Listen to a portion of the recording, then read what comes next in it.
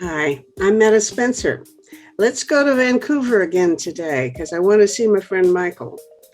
Michael Barnard is a real techie and he knows more about technological things than I could begin to even describe.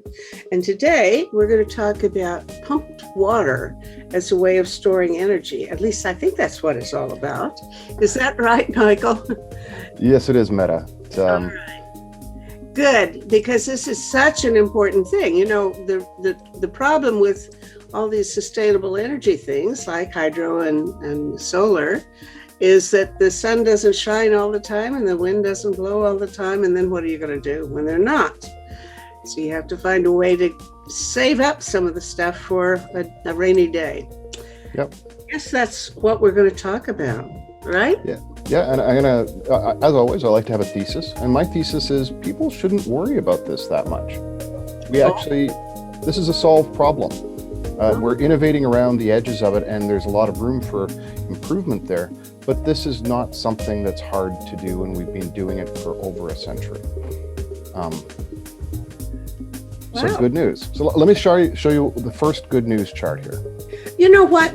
I was thinking a while ago, this seems to be one of those things that would defy any law of physics that I could imagine, like conservation.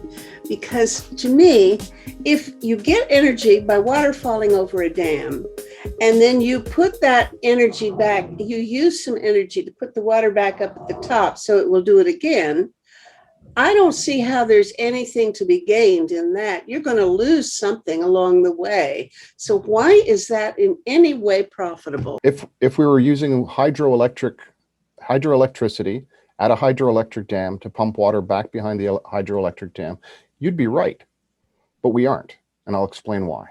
Oh, all right. So this is the good news slide. We have over 170 gigawatts of global grid storage capacity already. Gigawatts. This is like lots. Remember, Meta, last week and the week before, we were talking about megawatts and how the average home, measures its consumption in kilowatts, right? So it's like 9 orders of magnitude more as a gigawatt than what homes consume. And so we've got that amount of capacity on grids globally already. And I'm going to be even more clear.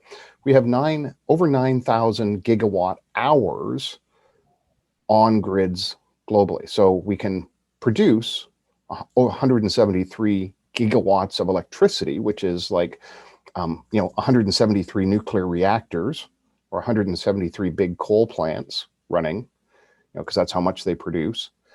Or we can run them for a long time effectively, because we've got 9,000 gigawatt hours of storage in those 170 that we can produce 173 gigawatts at a time from.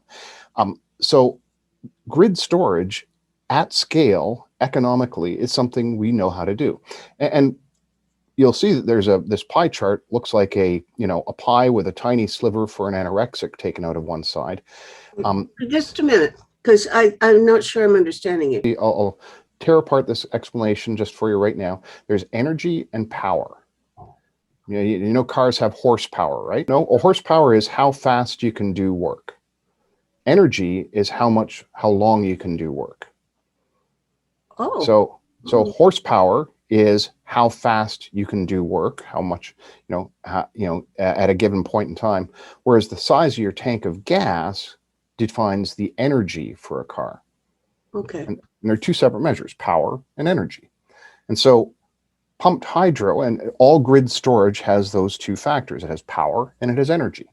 So power, the 173 gigawatts is how much power. It's equivalent to the horsepower of a car. 173 gigawatts of electricity can be provided on grids around the world.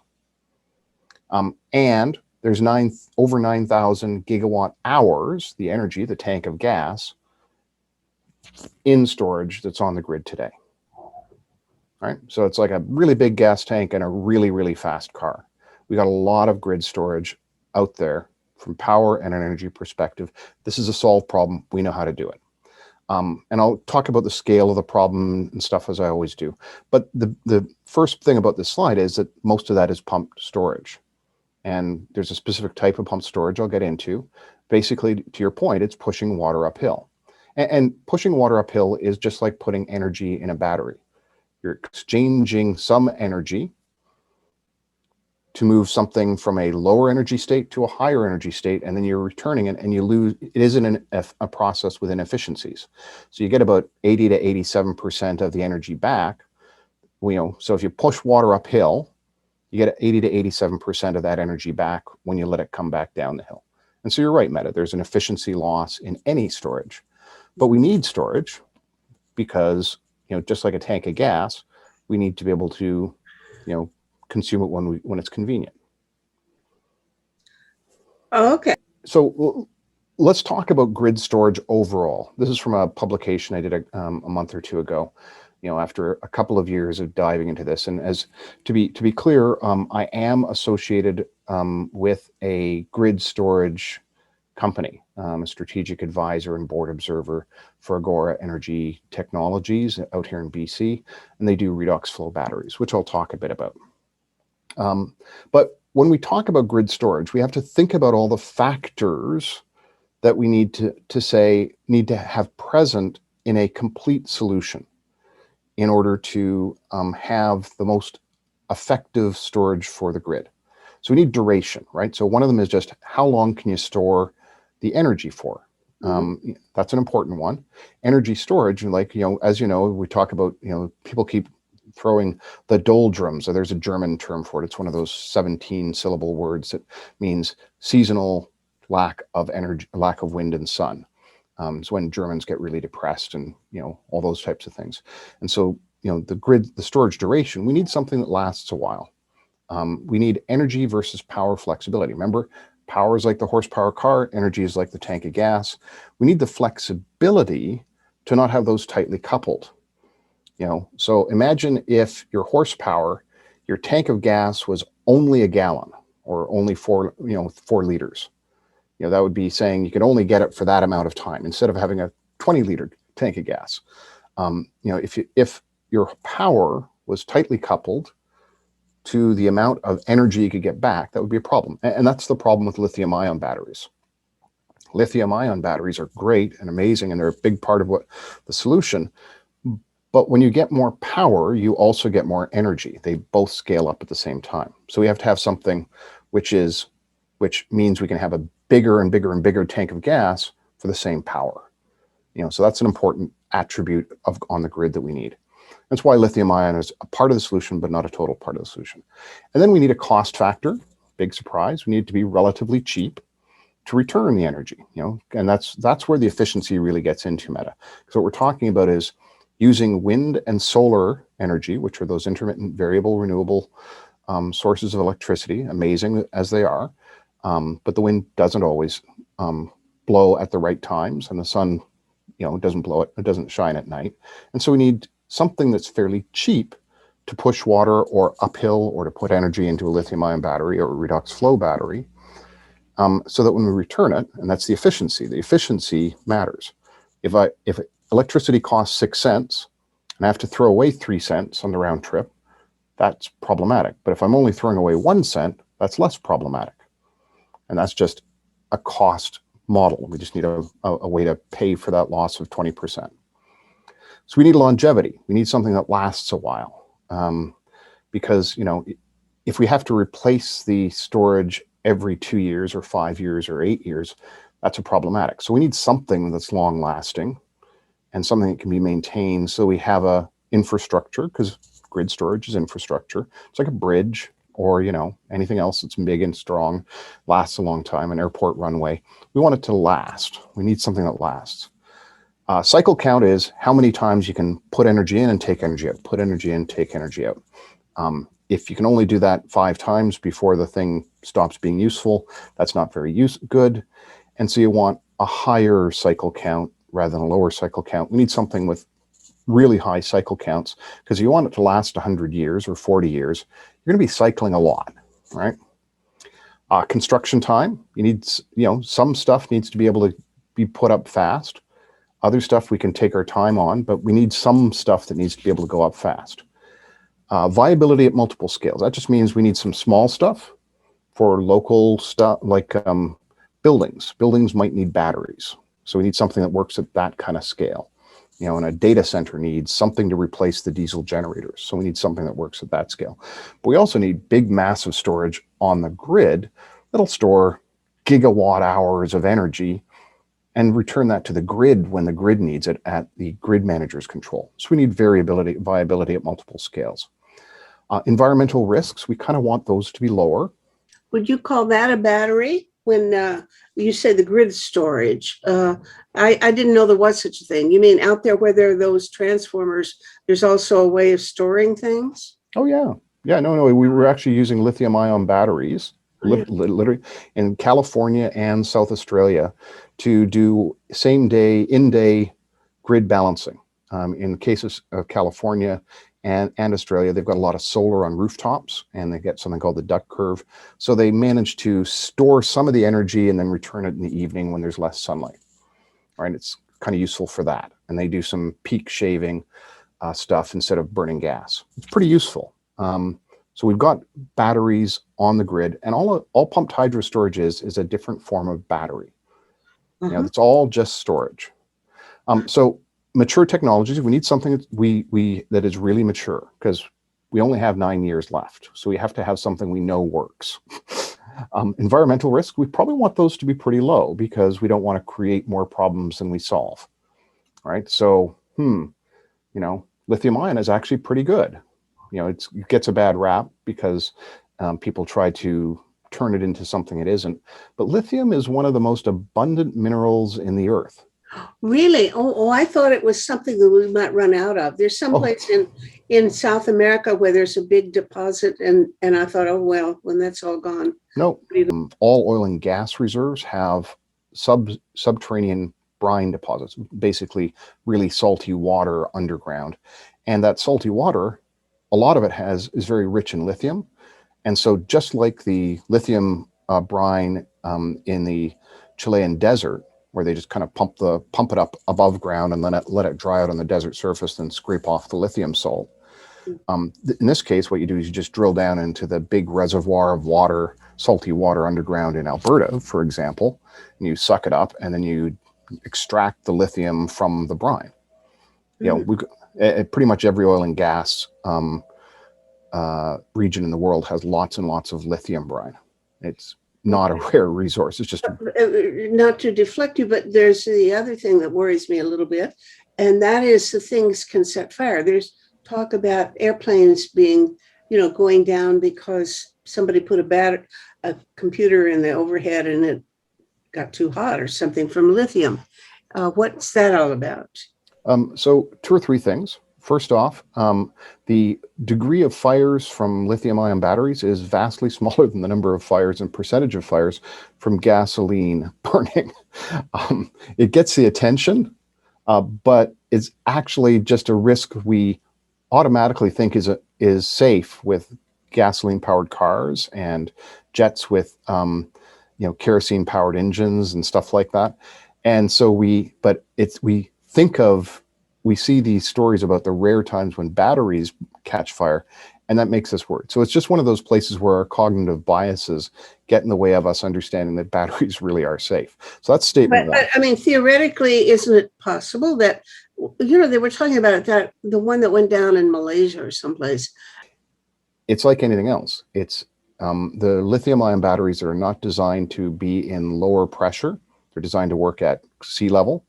If you put them at 30,000 feet, then there's potentially a problem. And that does happen. However, we can design them to work at 30,000 feet and do. All right. You made me more I'm going to be really clear. They're lithium-ion batteries in orbit in space. They're lithium-ion batteries in...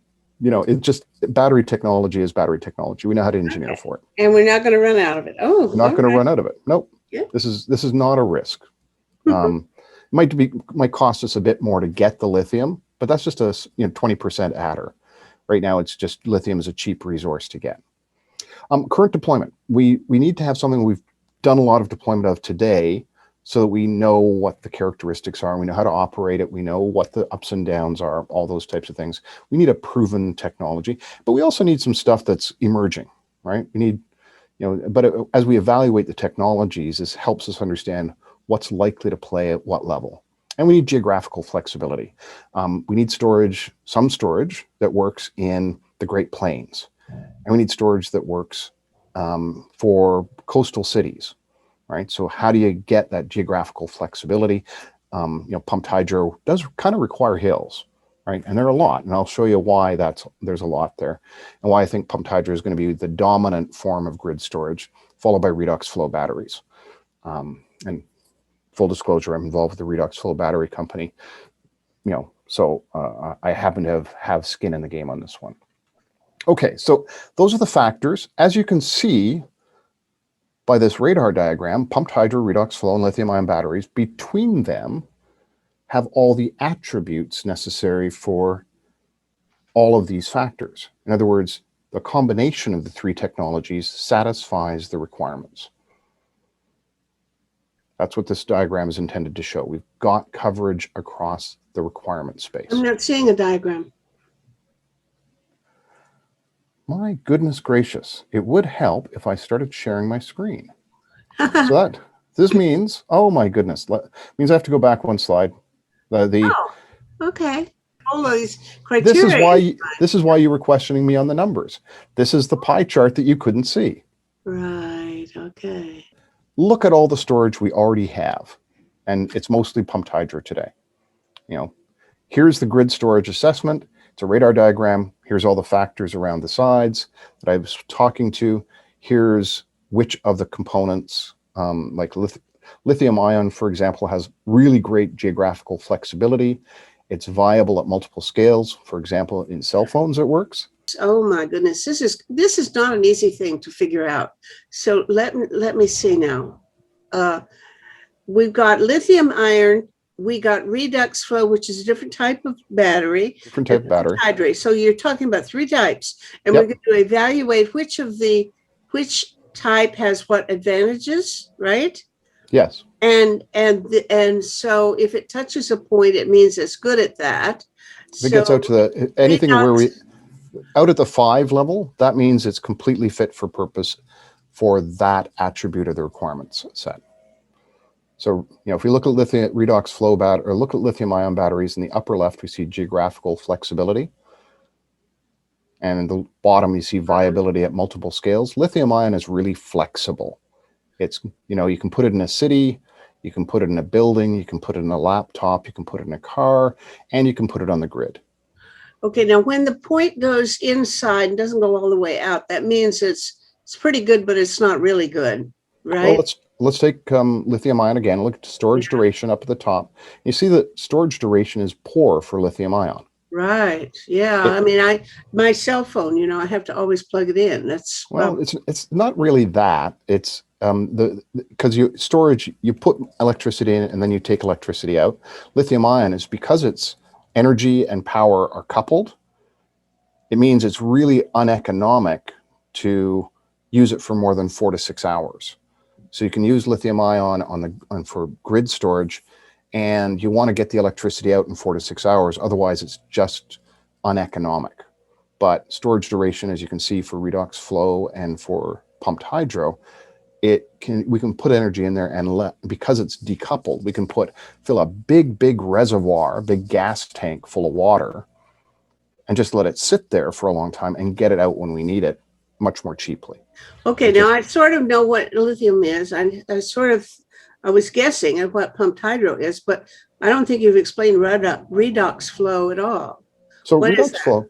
So a lithium-ion battery is just like a little laptop battery, like a seashell, like your AA batteries and your AAA batteries. Mm-hmm. They're just a little thing, and they're solid, right? There's a paste in there, and there's they're a coil of stuff, but it's a solid piece of stuff. Those things are, probably have some lying around here. Those are the things that I put in flashlights and things. Exactly, right? That's a solid.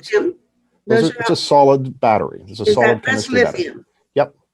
And so a redox flow, imagine that if the paste, the thing that was the chemically reactant thing, instead you had this thing where you could put the reacting stuff in big tanks on the side of the beside the technology that does the reaction. So when you pump the chemicals through, you're doing an ion exchange to move energy from one to the other. You put electricity in, you pump the things through. There's a chemical reaction, electrochemical reaction, that turns one chemical into a higher energy chemical. So then when you turn it back, you get the energy back. But the point there is that redox flow batteries, basically they've separated power, the piece that does, like the piece that does the reaction, from energy, the big tanks. So redox flow, you can make the tanks really big and keep the piece that does the reaction fairly small. It's decoupled that.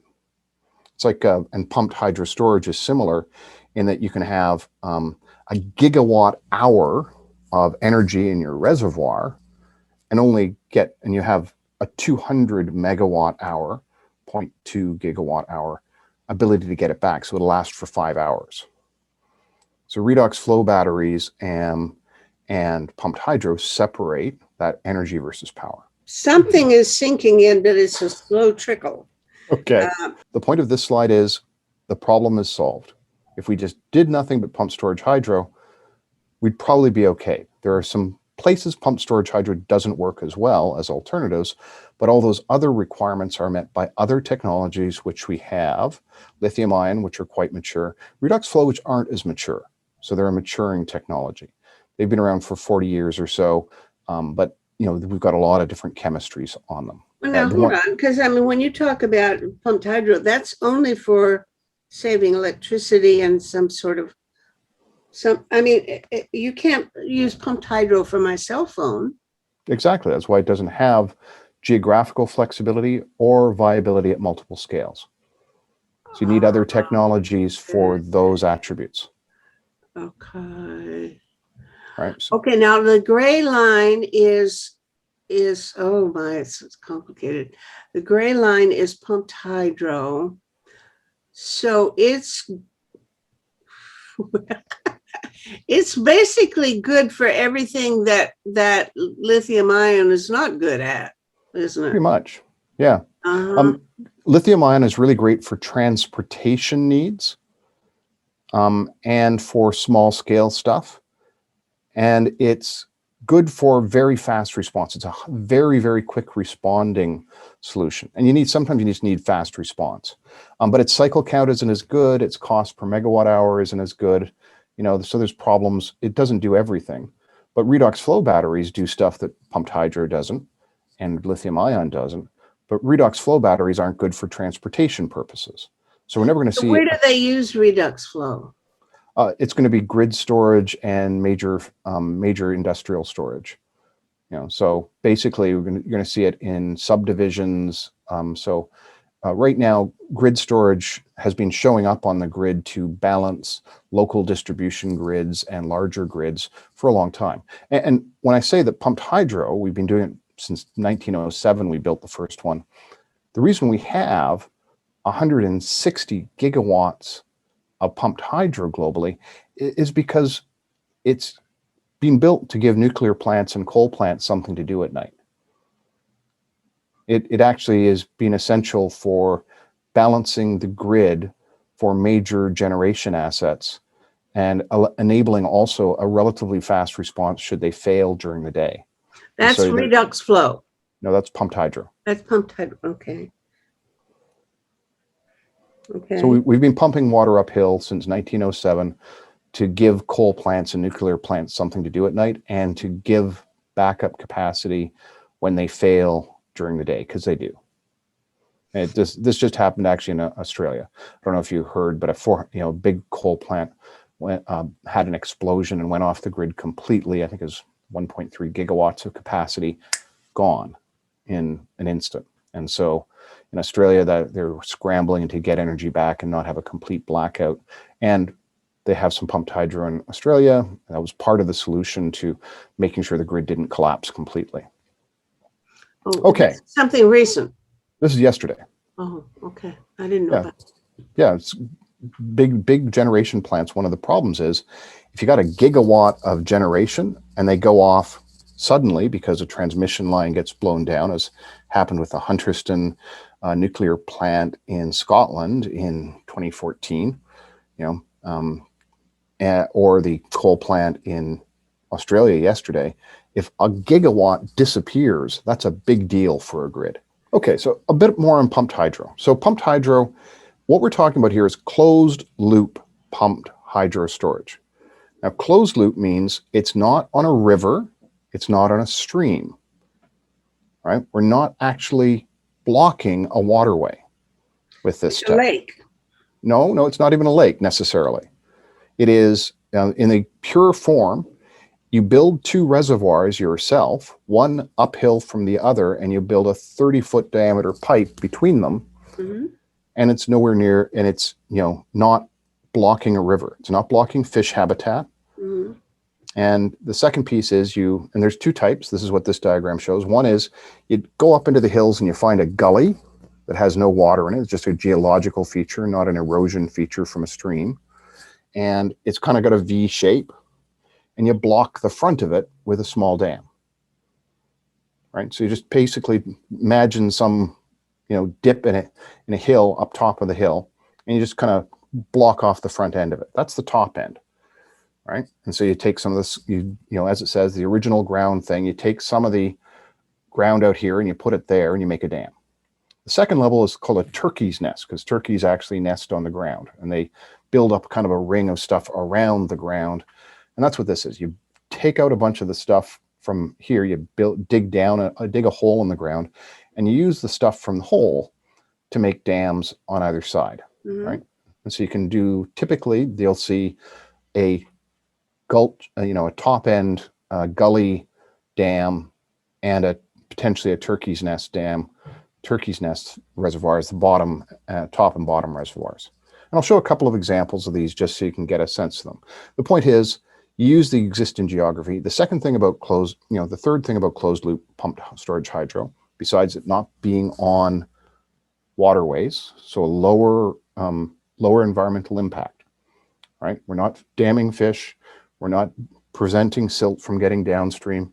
We're not creating those problems with the dam. It's much smaller. That's why you like B better than A. No, they're both good. They're both okay. All right. No, this is just two different types of things that are used in closed loop pumped hydro storage. And the next thing to know is that you put them a long way apart vertically. You kind of start at about 400 meters and up. If you have, basically what that means is there's two ways to get energy from falling water. One is to have a lot more water and a lower, what's called head height. The other way is to have a lot less water and have it a lot farther away. Physics just says potential kinetic energy is a matter of verticality. If I have a ball in my hand and it's 6 inches from the ground and I drop it, it hits the ground with one level of energy. But if I have a ball in my hand and it's 10 feet from the ground and I drop it, gravity accelerates it all that 10 feet and it hits the ground a lot harder. Okay. And so what we do with closed loop pump storage hydro is we hold it up at the 10-foot level as opposed to the 1-foot level. Uh-huh. So most dams on rivers have 70 or 100 meters of head height. You've just been giving me a solution to a plumbing problem I have in my bathroom. Okay, I'm going to look for a tall, old-fashioned tank. That's why old-fashioned toilet tanks were positioned higher. Well, they were smart. Okay, good. Thank you for that. Same principle, right? But once again, a river dam like a Hoover Dam or the Site C Dam up in British Columbia is like 70 to 100 meters of head height, right? The closed loop pump storage hydro, you start at 400 meters and typically you want higher, right? Like 500 meters is a really nice number, because if you have a gigaliter of water, which sounds like a lot, it's a billion liters. It's actually not that much. It's like 0.001% of United States daily consumption of water. And it just sits there. You have a gigaliter and it's 500 meters head height, you've got a gigawatt hour of storage. And the nice thing about this, that by making it farther apart vertically, the reservoirs get a lot smaller. So a gigawatt hour of pumped hydro storage at 500 meters, it's a square kilometer reservoir at the bottom and a square kilometer reservoir at the top. These are pond-sized reservoirs. Like the Site C Dam is 93 square kilometers for the reservoir. It's covering a lot of land. What dam is that? Where? That's the Site C, the new one they're building up in British Columbia. Oh, I didn't know that. Okay. So Site C Dam, 93 square kilometers of trees and fields and villages and First Nations sacred grounds are sunk. Right. But this, well, the top one is a square kilometer and the bottom one's a square kilometer, not 93 square kilometers. Right? So kind of that's another thing, right? You're taking up a lot less land by just going higher. Right? So that's kind of the three things. It's not on a river, so it's not impeding fish stocks. It's not preventing silt from flowing down. It's not challenging an ecosystem. It is a small reservoir, so it isn't creating problems with that. And the verticality is easy. So here's an example. This is an Italian one. It's an existing Italian thing. At the top, you can see the picture on A is one of those gullies up in the hills, and they dam the front of the gully here.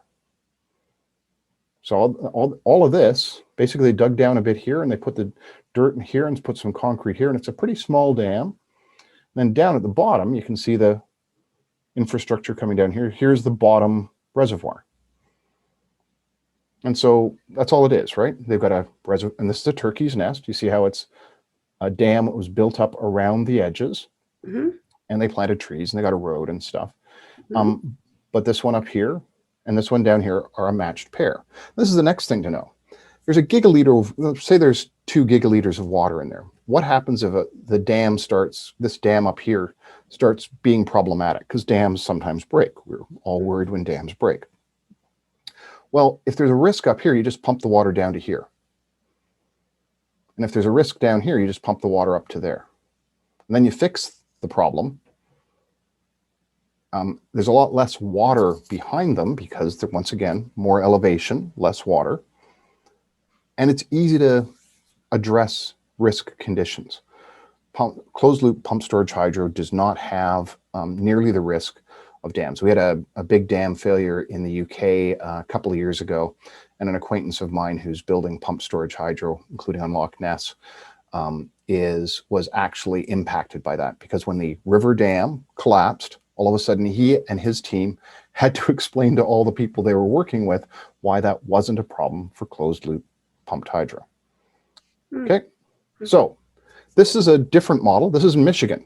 This is a dam that was built to do something with the nuclear and coal plants in Michigan. And that's Lake Michigan on the right.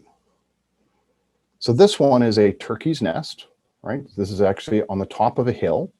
It's a big reservoir up here. It's not very high. It's only 170 meters. That's what I was thinking. It doesn't look like it's much higher than the water below. No, it's about 170 meters. The nice thing, though, is you don't have to build the lower reservoir because you can just use the lake. Because you can use lakes as lower reservoirs. That's what my buddy in Scotland is doing. He's actually using Loch Ness as one of the lakes, and he's got a turkey's nest site on top of one of the hills. And basically, he's just going to use the lake and pump it up and down. Now, this is the penstock set. The challenge with using a lake is you do end up with turbidity in the water. You're getting a lot of water flowing back into the lake really quickly and stirring up dirt and debris and stuff. And so you got to do an environmental impact assessment on that. Got to do an environmental assessment impact on the fish down here to make sure you're not endangering endangered species of fish or newts. And up here, you've got to make sure you're not, drowning burrowing owls or anything like that. It's basically, but it's a simpler environmental assessment than damming a river. Damming a river changes a whole bunch of stuff. Whereas building one of these, it's much simpler. It's very accessible stuff. And as I say, we've been doing it for over a century. So that's the two types, right? They've got Mhm. the pair, or you put one something at the top of a hill. And we do this at Niagara Falls, by the way. I don't know if you know this. In Ontario, at Niagara Falls, there's a pumped hydro storage facility. And guess what it was built for? To give the nuclear plant something to do at night. And they actually, in the about 2005 to 2007, and a little later, they're having something called surplus baseload generation problems. Now, surplus baseload generation. Oh, well, what's baseload generation? Well, that's the generation you don't turn off. And surplus means, demand is below the level of the generation you can't turn off easily. And Mhm. Ontario's nuclear plants, you can't turn them off easily. Mhm. So at many times, because we're a post-industrial society, we have a lot fewer places that need massive amounts of electricity 24/7. We're much spikier, as most information economy and consumer economies are these days. What you end up with is, demand drops below, and then what do you do with the excess electricity? Well, one of the things you do with the excess electricity is you pump water uphill with it. And so they expanded the pumped hydro facility at Niagara Falls to give them more flexibility because they've got too much nuclear on the grid in Ontario. But it is one of the things is these pipes are 30-foot diameter pipes, like 10-meter across pipes Mhm. that are really big, and they're underground because you can't actually build a pipe that big above ground and not have it split from the pressure. So you have to put them through the earth. And then you have something like this somewhere around Niagara Falls. And basically, because it's the escarpment, it's a waterfall, they just put something like this on the top of the escarpment and something like this at the bottom feeding back into the river down below. So Okay. Now you still haven't done what you promised to do, which was to tell me why I was mistaken in worrying okay, about I this. will get to that. But Okay. so this is something the Australian National University study did 2 or 3 years ago. I talked to the lead researcher, whose name escapes me. My apologies to the Australian National University lead researcher for not having your name at the tip of my tongues. It's me, not you. But what this is, these are all the big pumped hydro sites available globally for closed loop. Once again, that's closed loop, not on the rivers. Pumped hydro facilities that are near to transmission and not on protected land. So the Australian National University team used geographical information system data for the world, and they excluded every place that was listed as a national park or a protected reserve or a place where there were protected species. And they just eliminated those from the list. And then they looked for a certain distance from transmission. They eliminated ones that were further, I forget the number, it's like 100 kilometers or something, it's 25 kilometers, but basically close to big transmission lines so you can get the power into the grid and get power to the facility. And they also looked for places that were 400 meters or more of head height. And so, as you can see, there aren't that many places on the earth where there isn't a lot of pumped hydro facilities available. The Now, middle of the US looks like, and Canada, it looks like pretty empty, and some of Russia, a lot of Russia. yeah, well, let's talk about the exceptions. Let's talk about North America first. Mhm. I'll just move this down out of my way. I'm not sure this is going to record as, but if we look at this area in Canada, is my cursor showing moving around, Meta? Yeah. Okay, cool. Good. So where do people in Canada live and where do people in the United States live? Where's the vast majority of the population? Mm. Are we that On the concentrated? coast. Yeah. I didn't know it was that much Yeah. differential. Okay. Yeah. Now, that means we've got some weaknesses in here, but I've actually done this, and this is just the biggest things. There's a lot more pumped hydro storage. I did a complete assessment for Saskatchewan once, and there's sufficient pumped hydro in Saskatchewan alone for their needs, and it's near transmission. It's up here. This is just the biggest sites, right? Mhm. Russia's a special case. I don't really know what's up with Russia, but I suspect it's just they don't bother to update geographical information systems for empty land. And I suspect that's the same problem for this part of Canada up here. It's just there's incredibly few people living up there, and B, I think we just don't keep a lot of detailed information for it. I didn't look into it, but I guarantee that this geography has places where you could do pumped hydro. It's just excluded for some other reason. Okay. In Australia, the majority of the population lives down here. In Brazil, where I was, 200 million people. I lived in São Paulo here. And, this is actually the emptier part. Mexico is up here, Central America. Oh, look, California, right? This is there, New York.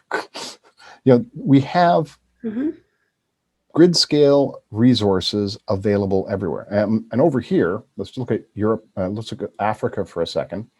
I spent a couple of hours on the phone recently with a guy named Nick Luson.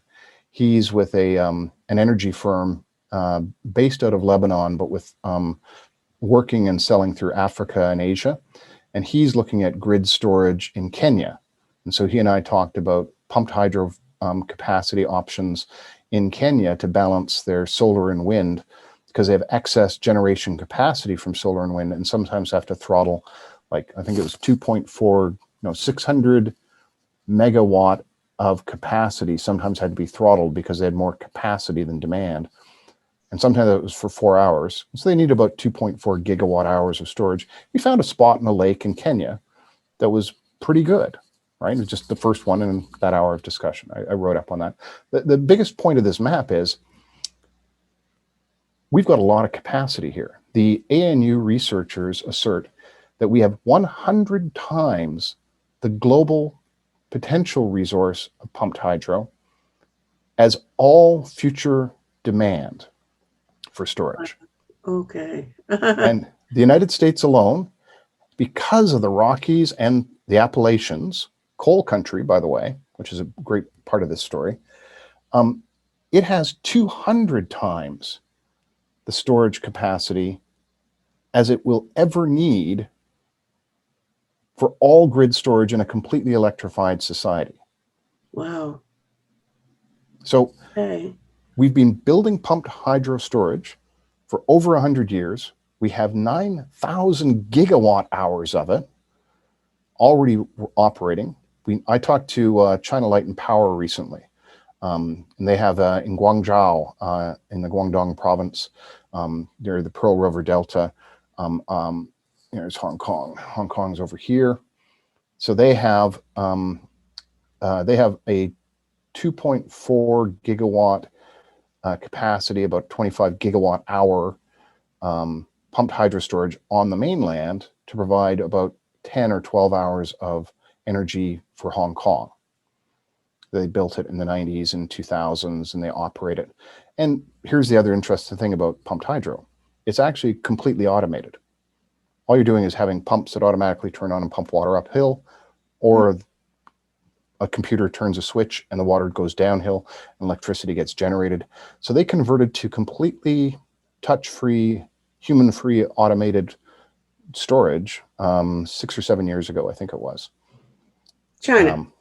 Hong Kong's Hong Kong. Oh. China Light and Power CLP utility. It's like Ontario Hydro or Hydro One, but for Hong Kong.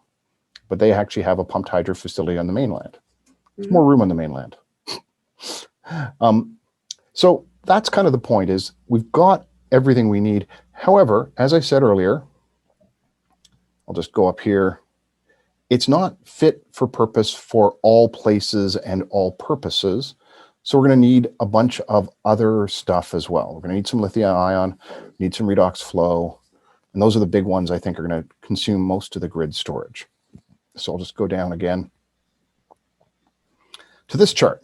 So I did this projection a while ago. What I said is, okay, let's project out 60 years. I said, or 40 years. My first question was, how much grid storage do we need? So I went to Mark Z. Jacobson's and team's Stanford study, 100% renewable. Did you say you actually had Mark on at one point, Yeah. Meta? He came here and gave a talk. Yep. Yep. And so Mark Zed Jacobson and team.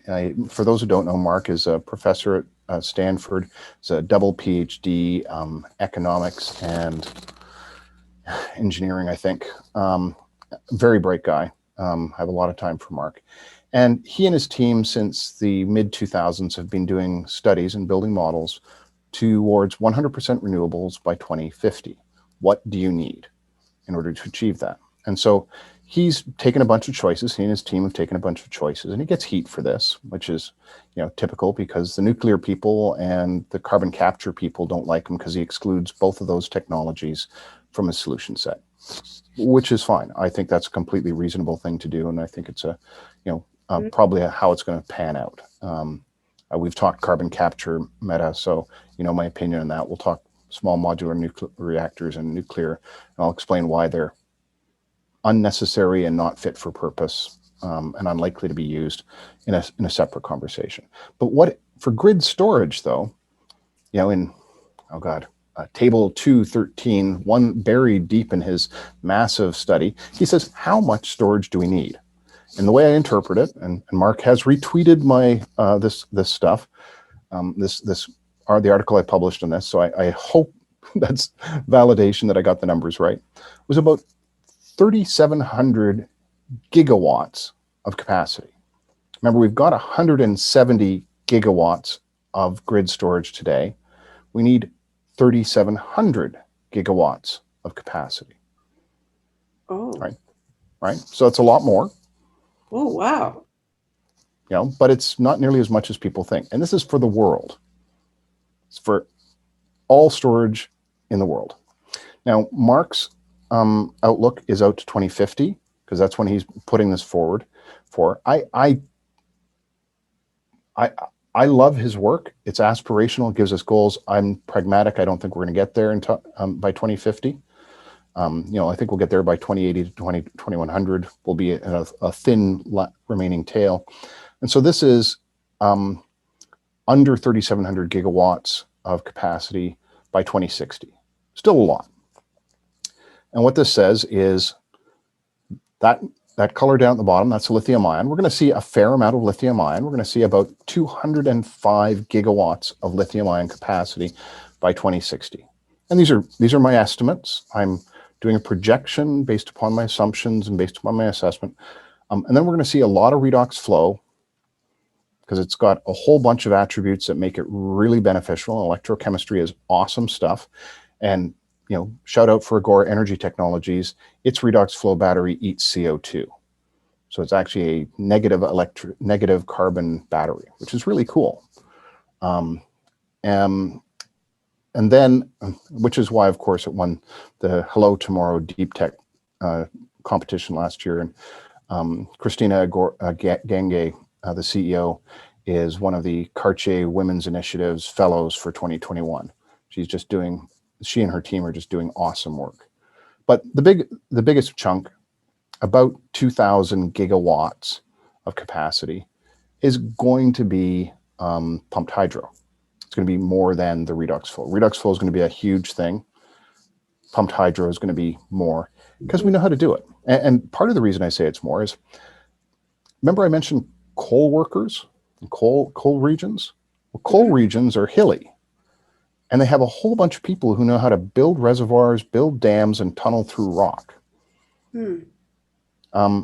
Basically, all the coal mining regions of the world, most of them anyway, already have the people and geographical attributes and an energy-oriented economy that is easily transformed to building pumped hydro instead. Oh, that's good news. I thought so. I can't get anybody to pay attention to me, but I keep saying this, and I keep trying to get Democratic candidates to pay attention. I keep trying to get Canadian politicians to pay attention. I'm failing miserably. However, in Alberta, they are now building a pumped hydro storage facility in the foothills of the Rockies. I have no idea if it's anywhere near a coal plant. I haven't looked that up. So, but this is the point: is we're going to get a lot of grid storage. And one of the reasons I was talking to China Light and Power was to help them understand the scale of the storage opportunity, because they are already operators of grid scale storage. One of the reasons I'm engaged with Agora Energy Technologies is because the scale of the opportunity is huge. There's an awful lot of very virtuous money that's going to be made by people in this space over the next 40 years. It's absolutely essential to decarbonizing the economy. We have the technologies mostly in hand. This is an incredibly proven technology. Lithium ion has got certain specific types of challenges for grid storage because of the power energy coupling it has, but that doesn't mean it doesn't have value. And it's a mature technology. Redox flow isn't a mature technology yet, but it's getting there. And we've got multiple people investing in it. Bill Gates and the Breakthrough Energy Ventures are investing in ESS, which is an iron-based technology. Agora's is a CO2-based chemistry, which is really, really cool. But iron-based technology is pretty good. The classics are vanadium and zinc, which are, nastier and more expensive and more higher CO2 to extract. And they, some of them use cobalt as well. And we have, the challenges of the cobalt are pretty well known in terms of child miners in the Congo and where we're going to get our cobalt from. So, just basically there's technologies which are emerging. There's a lot of interesting innovation in the redox flow space, but it's going to be one of the big winners in this space. Okay, what's that little sliver of yellow? Little sliver of yellow is the also-rans. But when I say also-rans, that's about 100 gigawatts of storage. That's like over half of what we have today globally is still to be consumed by something. Like Germany, for some reason, loves hydrogen. And it has. Yeah. Okay. You talked about hydrogen, but that's not obviously if that yellow thing includes hydrogen, you don't expect much of that. Nope. Okay. But 100 gigawatts is still a lot. I mean, there's a lot of like compressed air. You can push air into caverns underground, compress it, and then you can release it. And it's like a balloon releasing. You've got energy coming out, and you can capture the energy as it comes out. So there's compressed air storage, and some people love that. I think it's an also-ran, but it can be a big also-ran.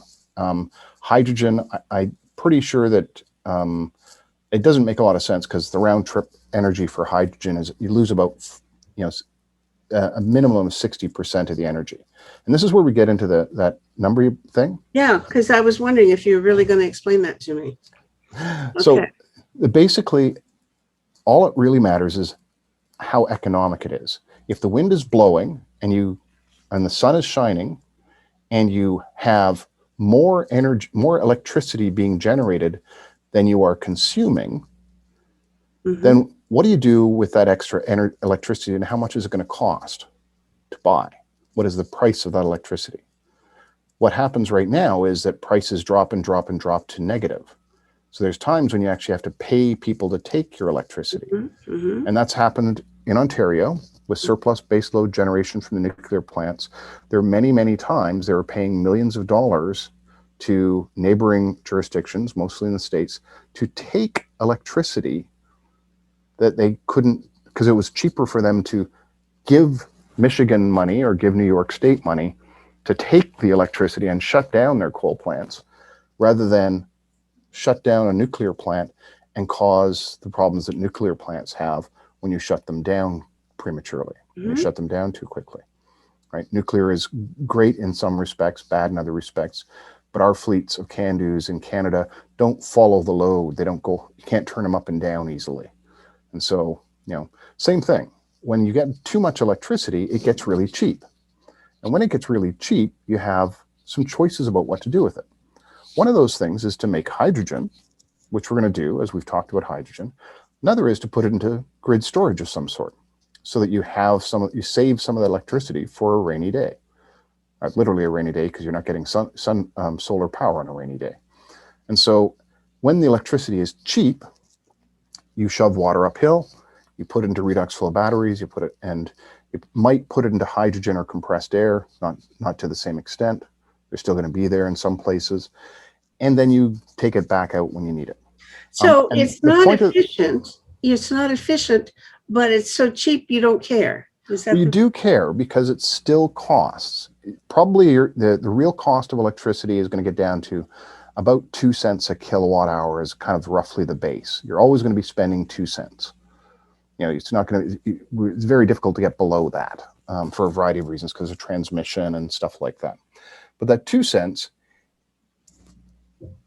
if you were throwing away 1.4 cents as you do with hydrogen versus 0.2 cents as you do with 0.4 cents as you do with redox flow or pumped hydro storage, you still got a cent of difference that is very pertinent to the economic business case. Mm-hmm. Right? So efficiency still matters for the business case for these technologies. You still have to spend money to get the electricity. You throw some of that electricity away, but we do need the storage because the negative externalities of burning coal and gas are so much worse than wasting a little electricity pushing water uphill. Got it. Okay. Right. All right. Well, I'll sleep better tonight knowing all this. Yeah, and so that's kind of it. We're at the end. But when we have to, sometime soon, we'll have a conversation about the next show in our series, because I can't let you go. I mean, you are really you really know stuff, and it's really a pleasure. Because now the question is, can we get more people to look at this? Because I think what you're so good at explaining these things that not very many of us will be able to figure out otherwise. So I think there are a lot of people who need to hear you, and we've got to figure out a way to, please. So we need a lot of grid storage. We need a lot less than most people think we do, because transmission and overbuilding of renewables is going to occur. Just as we've overbuilt coal and gas plants and other types of plants. So we need less than we think. We still need about 3,700 gigawatts. But the good news is we know how to store electricity on the grid, and we've been doing it for over 100 years with pumped hydro storage. It's completely fit for purpose for the majority of the requirement. And we've got battery technologies, lithium ion and the emerging redox flow space, that are completely fit for purpose for the rest.